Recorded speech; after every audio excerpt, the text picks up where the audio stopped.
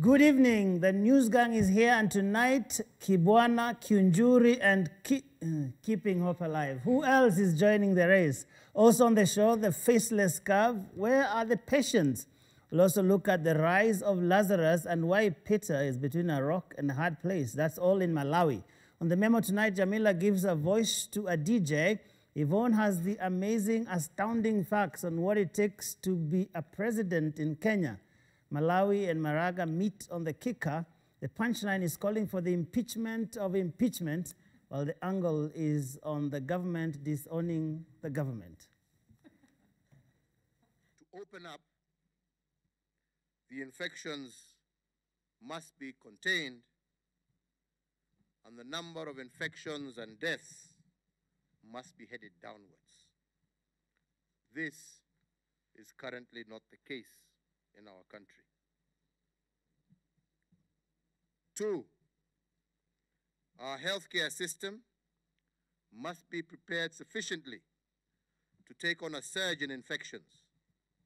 It must not be overwhelmed at any one point during this pandemic.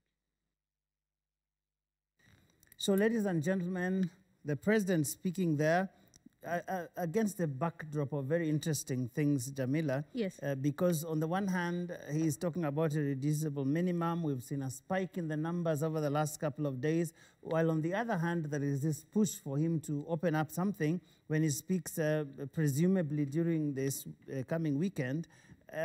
He must be in that very interesting space where you're damned if you do, damned if you don't. That's true, Joe, because you spoke about irreducible minimums, and we had the soundbite there of the president speaking about it a month ago. And of course, a lot of Kenyans are expecting maybe come this weekend he's going to open up the country. But remember those irreducible minimums that he talked about? One of them was infections to be contained and declining. Those are some of the minimums he was looking for so that he can think about opening up the country. One was the infections to be contained and declining. Are the infections being declining? Are they contained? No. If you look at the statistics, as per today, Nairobi itself has 3,481 infections. Mombasa is at 1,551. Busia is at 439. Kiambu is at 284. Kajiado is at 278. Those are just the top 5 counties in terms of infections. In total, we are 6,941. This month of June alone, numbers have increased a lot more than we had expected. That's one. And 2, he talked about one of the other irreducible minimums is healthcare system to be ready for a surge in cases. And in this instance are the counties. I think Ashuri will give us a bit more details of the bed capacities in most of the counties. They had wanted 300 bed capacity per county. According to a report by the Council of Governors itself, released in the past few days, very many counties are nowhere near that. Another one was adequate surveillance and contact tracing capacity. Again, 20 counties have not even filed their contact tracing reports. This is as per the statistics and the information that we have. So if we go by the irreducible minimums that the president had spoken about, and you look at those 3, we are not where we should be. And maybe, just maybe, we should not keep our hopes up in terms of the president reopening the country come the date. That notwithstanding, Yvonne, the economic pressure is also piling up. I mean, if you look at the number of job losses that we've seen in the country, you've looked at businesses that are shutting down, you look at people who are on unpaid leave and all manner of terrible things that are going on the livelihood side of things, so much so that one has to wonder where is that real balance between the so-called livelihood debate, because some people are saying, well, if I sit here, not go anywhere because of COVID-19, I might as well lose my life. There are no easy answers for this one. The president and the executive are in a tough spot. Lives versus livelihoods. If you take a look at various sectors that have been heavily impacted, the hospitality industry is one. Even, the hotels will tell you up to 50,000 workers losing their jobs. Many of them, by the way, in the beginning, made a vow to pay their workers, and they did so for the first 3 months. And remember, they were doing this with absolutely no income, coming in. Hotels were closed, restaurants were closed. So for the first 3 months they were. And it got to the point where the center could no longer hold. And that's when we started to see many of the layoffs. And of course, there was some interventions that were done with some of the hotels. But even then, they're now back at work with, an allowance of maybe 10,000 shillings or less. That is the hotel industry. The media has not been left behind. Hospitals as well. The irony of it, where you would imagine that hospitals would be busy at this time. But hospitals themselves, because many people are afraid of perhaps going to a hospital and, contracting the disease there. I mean, I was recently hospitalized here in Nairobi, and it was virtually empty. No one is going to hotels. I think I went through casualty and everything in record time. Usually what would take you, 4 or 5 hours, when you're going to hospital, it's basically a whole day lost. And we're in and out in, an hour or less, having gone to various departments, x-rays, paying the bill, that sort of thing, seeing the doctor. So hospitals are affected, hospitality is affected, and a number of other sectors. And even if you take a look at the economy, of course, Q1 estimates are out, but we'll really start to see the effects of it when we get the report of what's happening in Q2.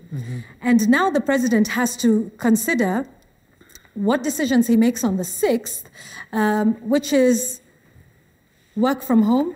Who is really working from home? Let's be honest. There's traffic jams. People have silently gone back to work. And you have to start to wonder whether they will be able to hold another 30 days of restrictions. And I think that is where it's at. And, and all of that on the backdrop of some of those numbers that you are giving. If you take a look at today's numbers, that's the 2nd of July. Today was the day we had 268 positive cases out of 2,708 samples. Today was the highest percentage of it. That would be when you take the number of those declared positive over the samples. It's at 9.8% today.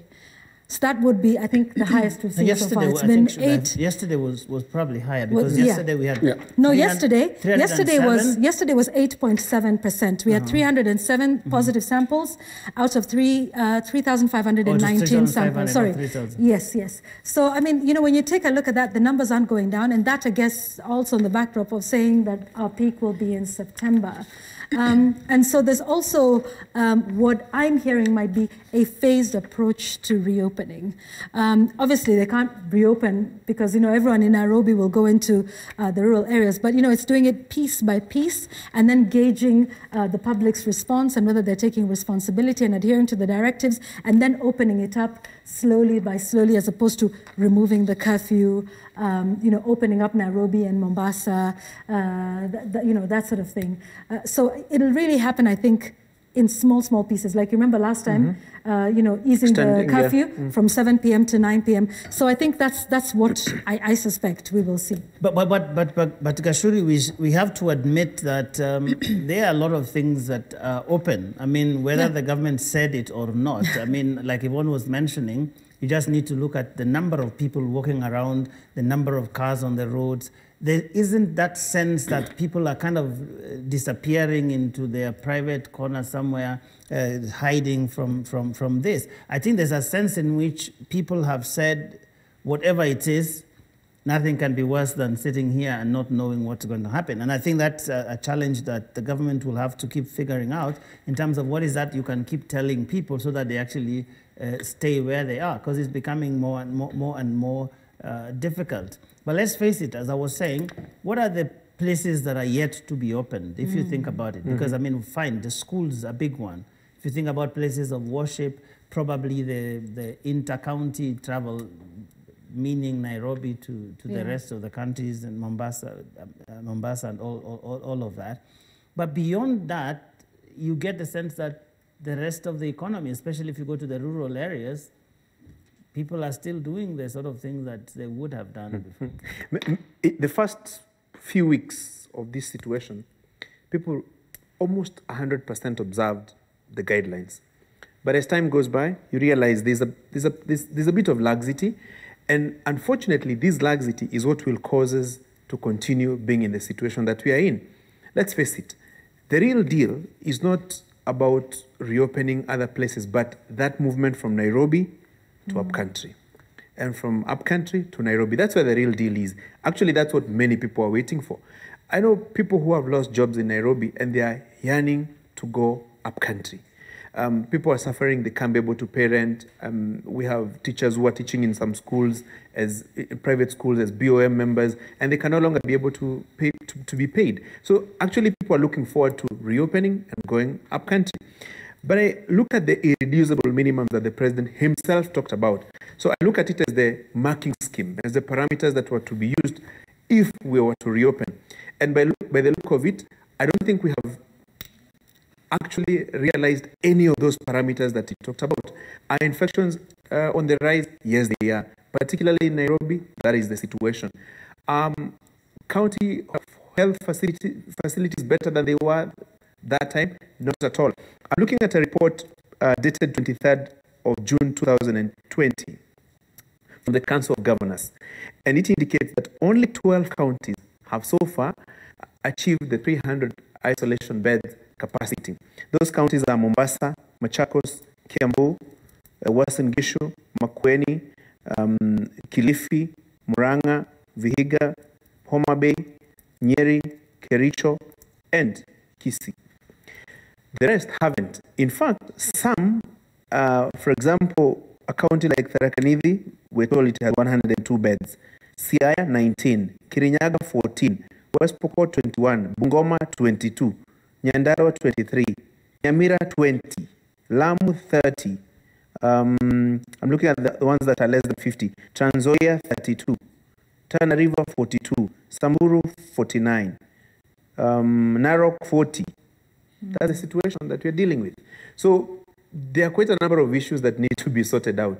And the fear of Assad is real, that if there was to be this influx in counties, the number of infections is likely to go up. But will counties be able to manage that? I saw the Council of Governors a few days ago had a Zoom session with the president, and some of these things were coming up.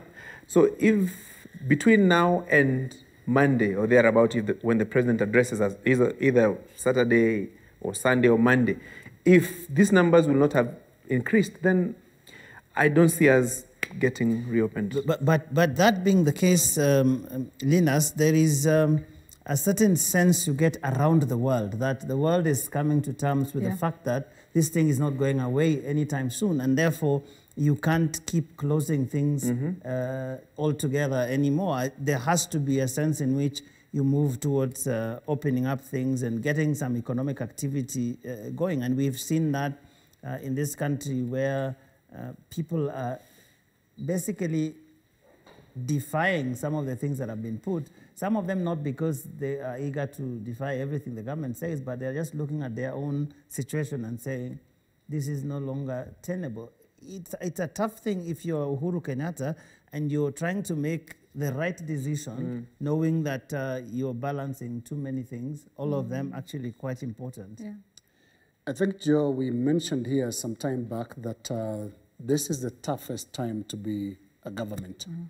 This is the most difficult time to be a president, to be a person in position of responsibility. Because what we have in COVID is an unscripted horror movie. Nobody is sure of anything. Nobody knows better than the other. That is a fact about this. I've been watching Anthony Fauci, the head of the infectious diseases in the US, looking at the man, and if we were to compile his remarks over time, you would see him taking a different position from time to time. Sure. Because this is an evolving situation. It's even beating the experts. Look at what is happening in the US right now. Yeah. New York settles, it's getting on better. And then Arizona, California, Florida are experiencing an upsurge. How do they explain that? Nobody knows how to explain that. You come back home, and I'm really looking forward to hearing what the president will say when he steps out, either in State House or Harambee House, to address the nation on what should happen in the next 30 days. Because his irreducible minimums, you remember the conditions that we've spoken about, none of them look good right now. Everything is looking up in terms of numbers, the deaths are going up, the spread is continuing, so nothing has changed. Again, this is unscripted. But there is one thing that we really should fault ourselves as Kenyans, and that is the knowns. As much as we know there are a lot of unknowns, there are simple knowns. Start with things like masks, wearing of masks, keeping social distance, travel restrictions, and also issues to do with basic things like washing hands. How much of that is happening? If we look at the trends between March and now, there are fewer masks around. You can see fewer people washing hands in public places. And there's also this contempt for social distance that has come up. Look at the politicians. They're really moving back to normalcy. There is a funeral that we saw today, perfectly normal Kenyan funeral. Were those 15 people? Yeah. There were more than 15 politicians. So there is a big problem because as much as we are dealing with a lot of things that we don't know, we are handling the knowns with a lot of contempt, and that is not a good thing. I think, before Yvonne, you speak something Lina spoke about norms, reminds me of research that was done by TIFA in the first 2 weeks of June about the state of Nairobi residents, and they found that about 69% or so of them have lost their jobs and are unable to feed their families. And in fact, the main worry for most of them is how to have the next meal.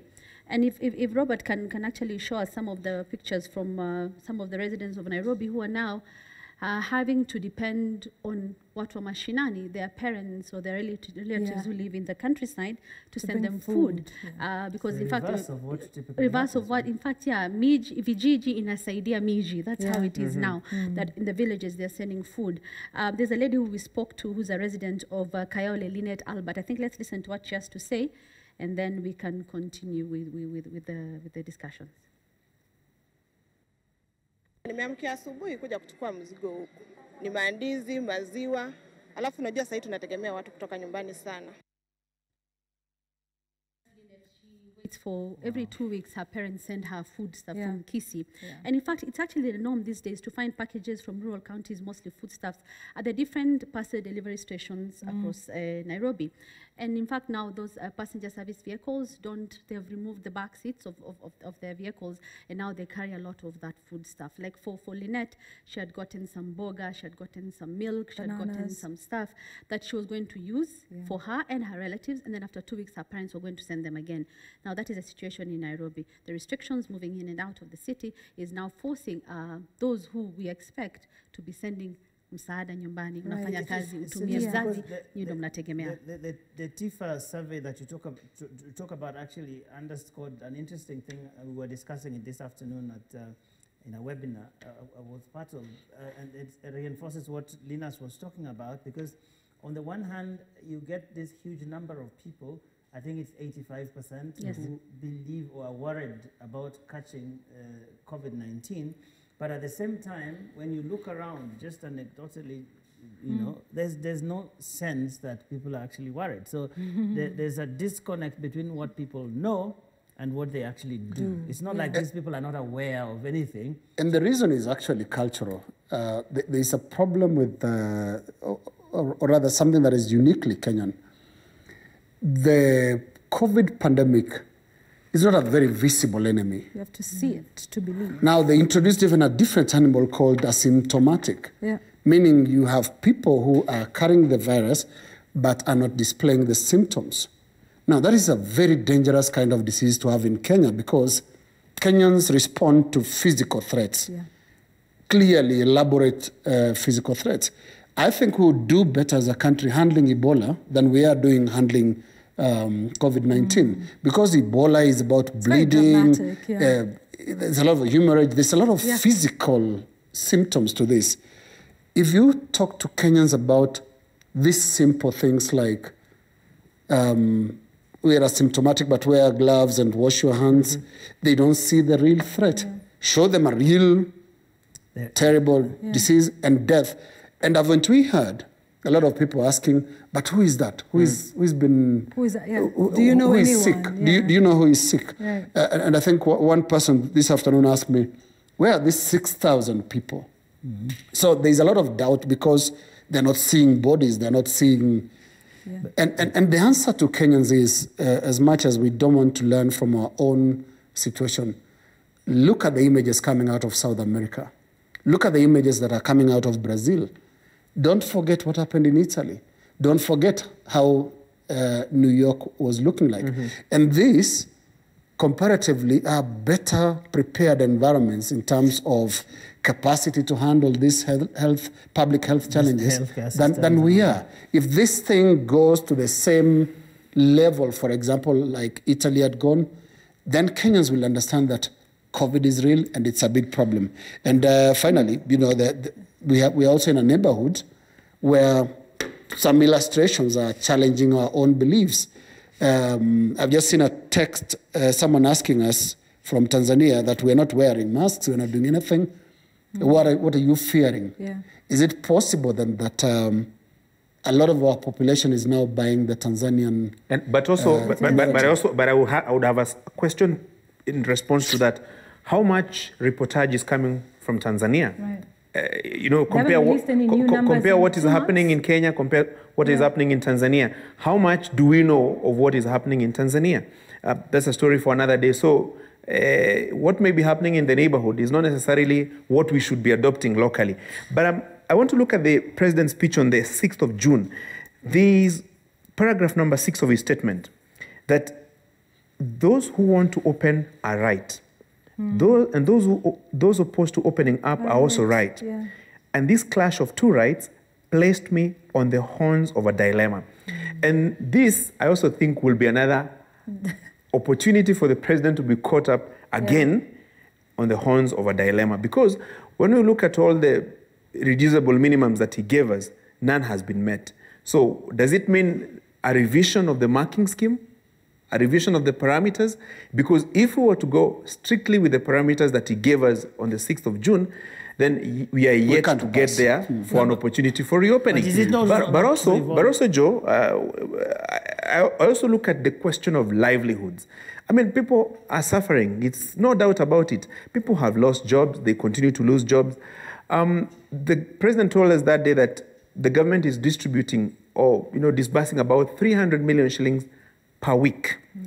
I look at it, if you give every family 1,000 shillings, those are 300,000 families at best.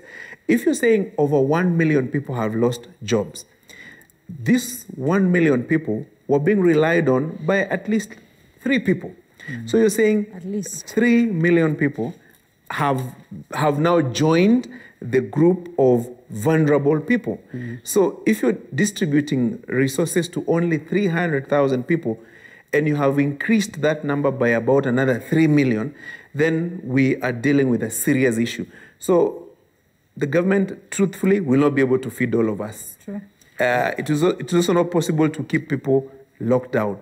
So either we have a revision of these parameters or we find better ways of dealing with these parameters as we gradually reopen the economy. Yvonne, there's something that I thought you'd say something about. I mean, the fact that we don't seem to know the full extent of this. Fine, we might be saying the infections are going up, but that might just be that we are finding out that actually they've been up and up and up for a very long time. Actually, speaking to many people in government, they say this thing has been here since at the very latest January. Right. It could have been here from as early as late December. That means that there are a lot of people out there who have it, who have had it, that didn't know they had it. There are people who may have died and we didn't know what they died from. True. And so there might be that factor playing into what the government then eventually does to say, well, you know what? It's here. It is here. Yes. So even if you lock people up in Nairobi, it's still popping up in other parts of the country. In Mombasa is in arrest, Kiambu here. We are talking about, what, 278 now? Yes. So there's a sense in which it's just growing out there, even without That Nairobi. is true. Even when we take a look at the numbers, we're reporting numbers of persons we have tested.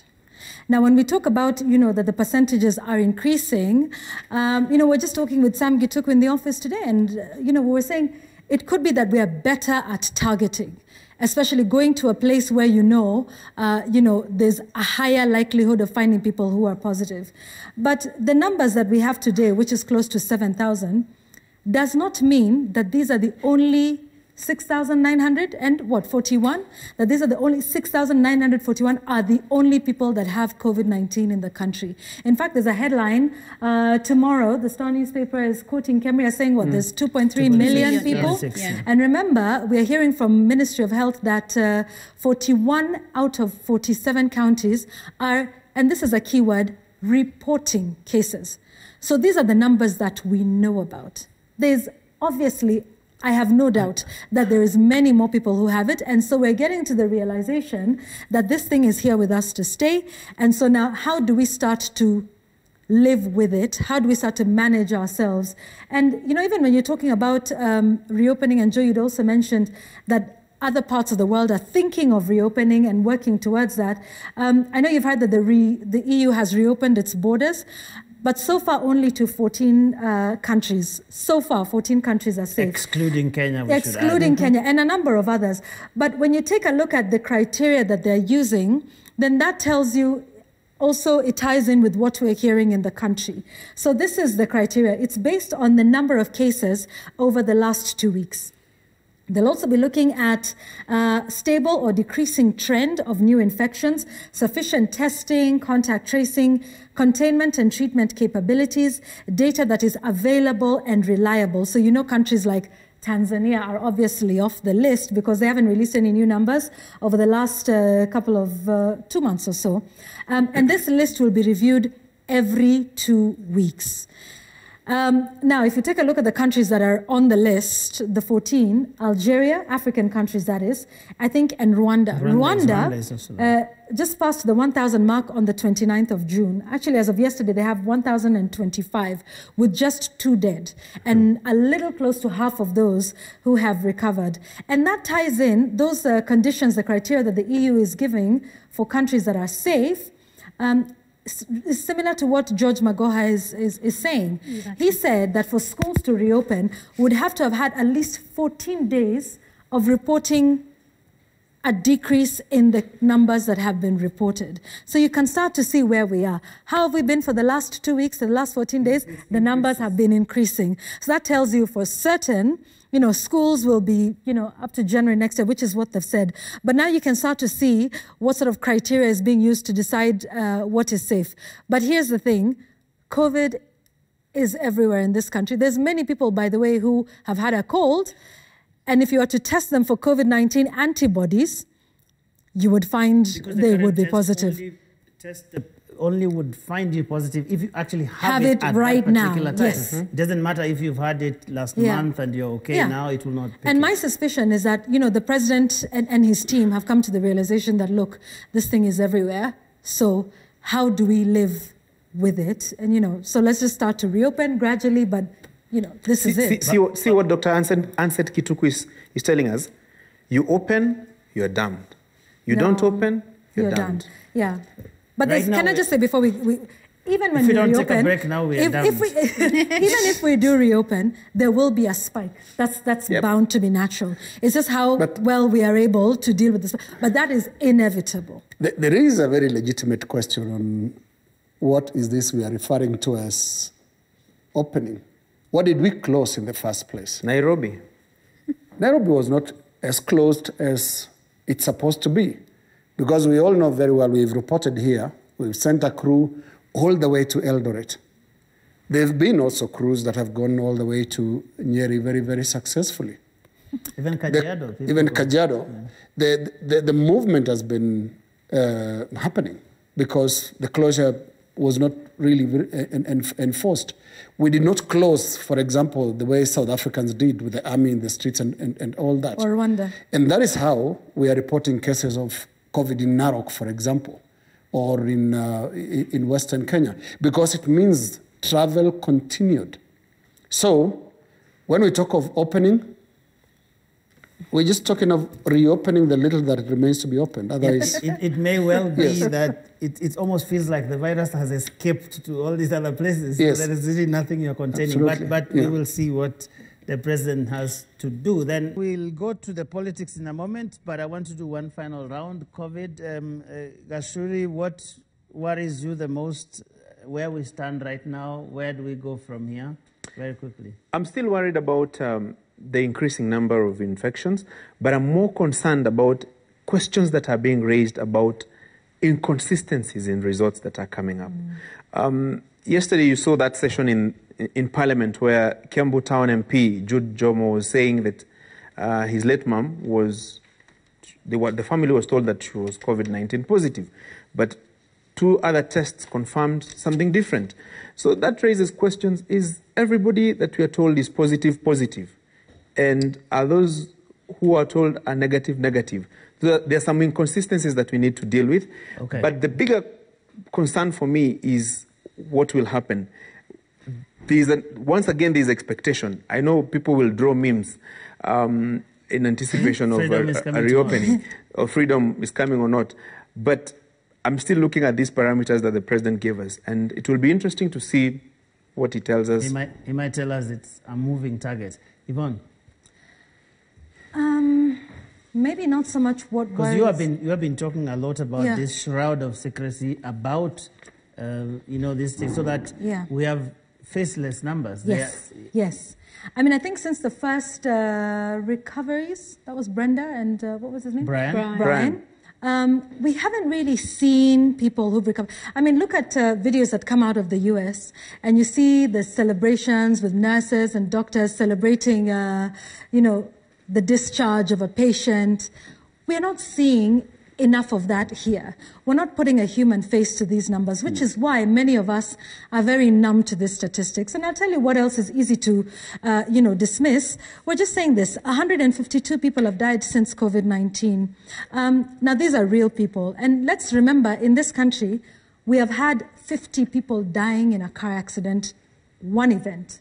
So numbers like 152 aren't as dramatic to scare us into submission, if you like, and into adherence of the guidelines. The thing that worries me about this is just more of that openness. So what sort of treatment therapies are we using? So we understand in certain cases they're using Panadol, and that's fair because, they're using it to treat the symptoms, because that's really what you can do. So it's either Panadol or it's some antihistamines to reduce, the increased inflammation in your respiratory system to prevent you sort of from, suffocating to death within your lungs. Sour. But we're not hearing enough of these things. This is the treatment we're using. Oh, when we had, 20 who were discharged, this is what we did with them. This is, so humanizing more of these numbers so that we start to ask ourselves, where are these people? And who are they? I know there's stigma that is associated with it, but I do believe that there is a very nice way to sort of tell these stories better and to get this information from there. Asha had, the moment to go back into the wards, but we need more of that. We need to be granted more access in there to see these things, to see them as humans, to see the doctors, the nurses, the patients. 2 MPs were sick and they have recovered. I mean, it would be nice to see them. Let them come and tell us I was sick, I have recovered. That would deal with the I think stigma. that they have a higher responsibility to come out and say, you know what, I had this thing, I am okay now, you can actually recover from it. Jamila, very quickly, 30 seconds. For me, of course, it's still also the numbers. Looking at from March, when you had slightly over 50 people with the infection, to 4,404 by the end of June. That is a very steady increase, and it is worrying for me. Also looking at testing, we are not testing as much as we should. Now we are testing below 3,000. We had reached a point where we're testing about 3,000 or more, but now we've gone back to testing below 3,000 people. And then looking at the percentages, like Yvonne was saying, for instance, today we tested 2,000 and something, and we had about almost 10% of those testing positive. That's one. And two, looking at the cases outside the country, yes, we've said about 41 out of 47 counties have reported. There are those maybe who have not reported. But places like Nairobi and Mombasa, people should be on the lookout. Because somewhere like Mombasa, I'm finishing now, 1,520 people, 23 people have been infected compared to the area, Mombasa, which means you're more likely to get COVID-19 in Mombasa than you are anywhere else, looking at those statistics. And finally, we'll talk about the counties and their preparedness. One of the minimums that the president was talking about, 5 billion shillings, was dispersed to the 47 counties to boost the COVID-19 capacity with having the equipment and the beds and the personnel, and they need to use that money now to do that now? Because if we do open up the country as we're hoping to, although leader says it never did close, people are going to flock to those areas. And once they do, what does that mean for the capacity of those places to be able to contain the virus? Leaders? Joe, my worry going forward is the use of COVID as an excuse for our failures. Let's be clear as Kenyans. When it comes to the economy, we were not doing any better before COVID. We were not. That is a fact. Job losses were happening at exactly the same rate just before COVID. So COVID brings a very, very good excuse to the table, especially for inefficiency, especially for failure to provide solutions to public problems. And that's going to be the most unfortunate thing. I know Adalia said that this is a difficult time to be a government, but COVID can be a very easy, ready excuse for any government. That's unfortunate. Yeah. For me, I think we need to look at, we've been talking a lot about our neighbors, and I don't think we can ignore exactly totally what's going on there. And Tanzania comes to mind. I mean, we keep getting all these reports. I know a friend who recently sent me pictures from different places in Tanzania where people are just going about their normal businesses. They're in markets, there's no mask, government officials are in big meetings and that sort of thing.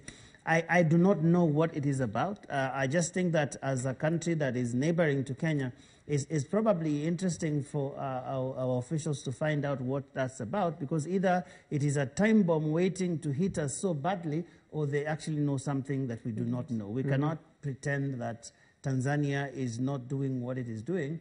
We really have to find out what it is, because it could either mean that they're going to have such a serious surge that we'll not know what to do, or it could mean that they figured out something about this that we have no idea about. Maybe we could learn something. I do not know. It's just something that keeps tugging